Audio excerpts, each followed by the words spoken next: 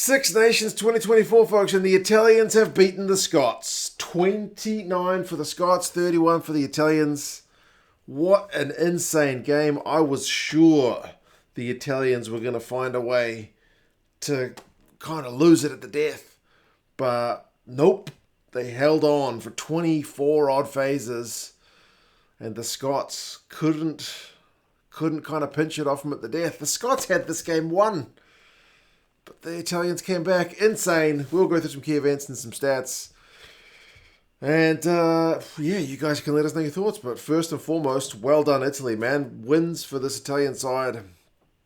Not that common in the Six Nations. So when they get one, and as I said, it's a long time since they've beaten the Scots. It's a big one for the Scots. Commiserations. You wanted to go and put a bit of pressure on the Irish before their game against England for the Six Nations proper. But I guess that doesn't really matter at the moment. Menoncello, first play of the game, he wins his team a penalty. And how crucial is that in the scheme of things?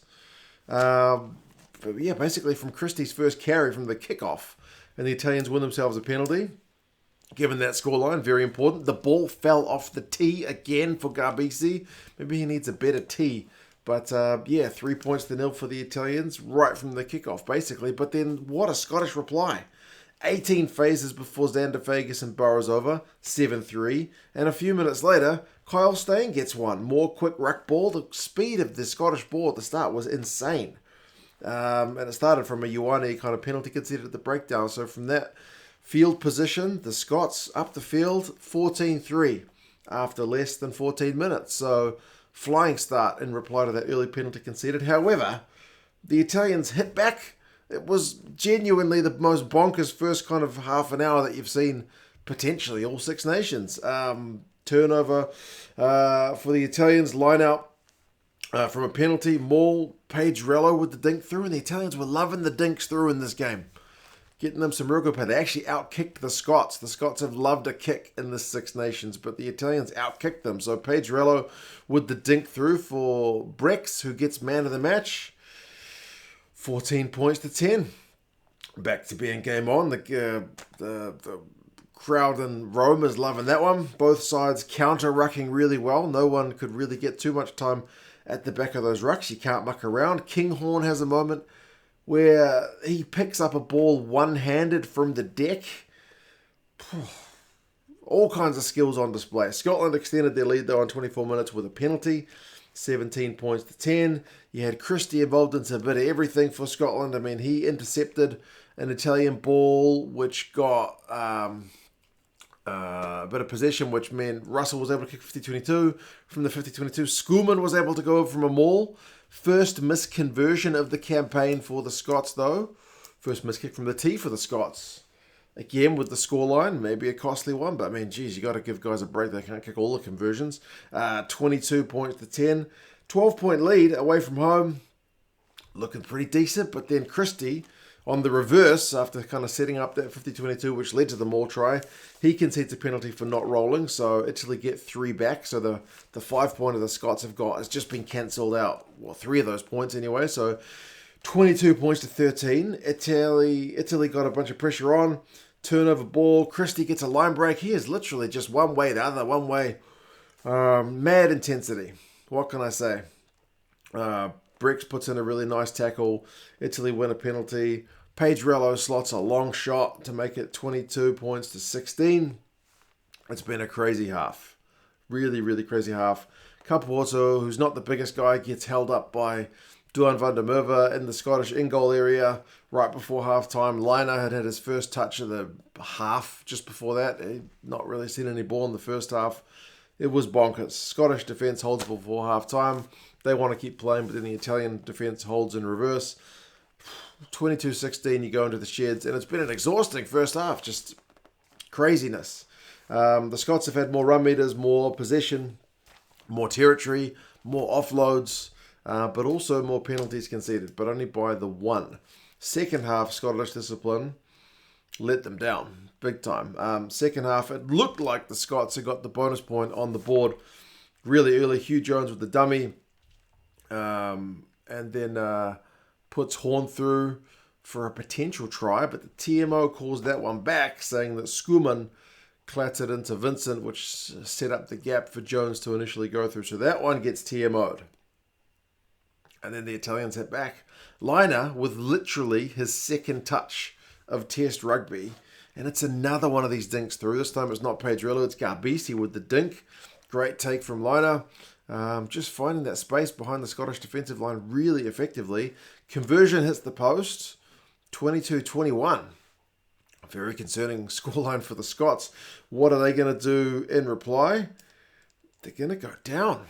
They're going to concede the next points. I mean, the broadcast I was watching actually went down for a little while. They lost the signal, but when it came back on, you had Vintcent with a big line break, Scotland defending on their own line, Varney with a show and go, and man, it's 28-22.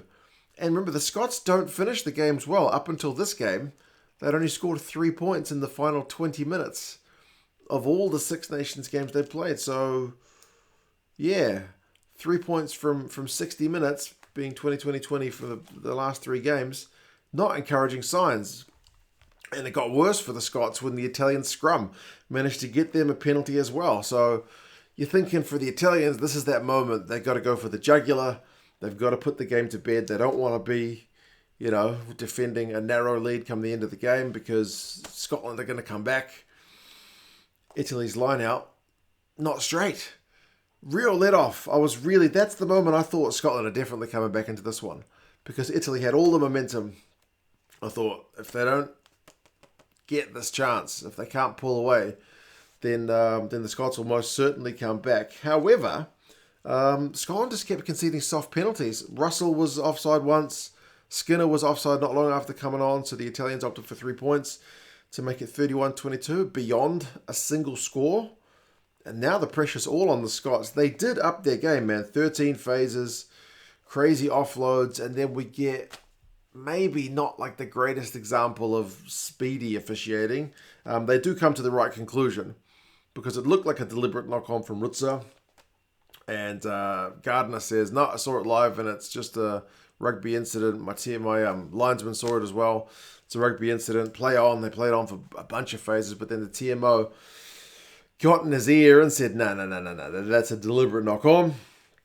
So they did kind of go back for it. And that directly led to the Sam Skinner try on 78 minutes. So, like, the result's right. The speed of which was, a bit slow. It did kind of stunt the momentum. But, I mean, there was even disagreement amongst the officials about what the punishment for that should be. Gardner adamant that it's only a penalty. Carl Dixon wanted a yellow card for it, but the ref gets his way.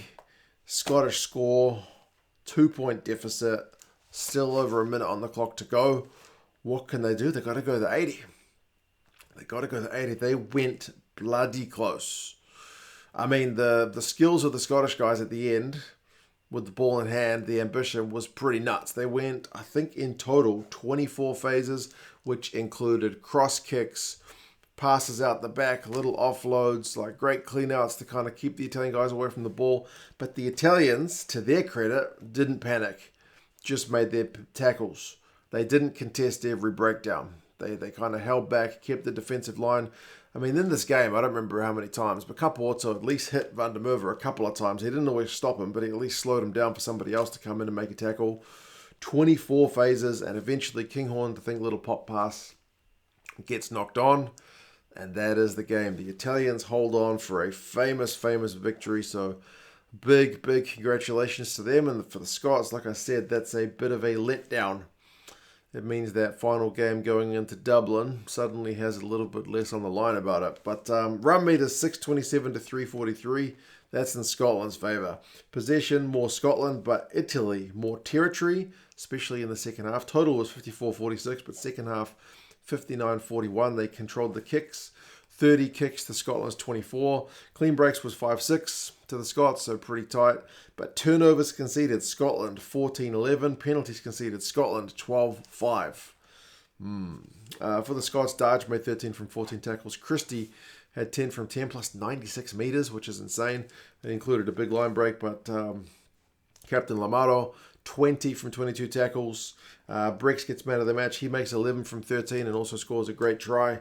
Capuozzo, as I mentioned, tackled Duhan a few times. Look sharp at the back. Yeah, crazy bit of Six Nations action, man. Italy don't want that wooden spoon, hey? They have Wales in their final game. And as I mentioned, the Scots travel to Dublin with basically, depending on what happens with the Ireland-England game, potential just a chance to spoil Ireland's celebration. But still, there's plenty of rugby to be played. You guys let us know your thoughts on the game. And yeah, that's what you guys get to. See you later.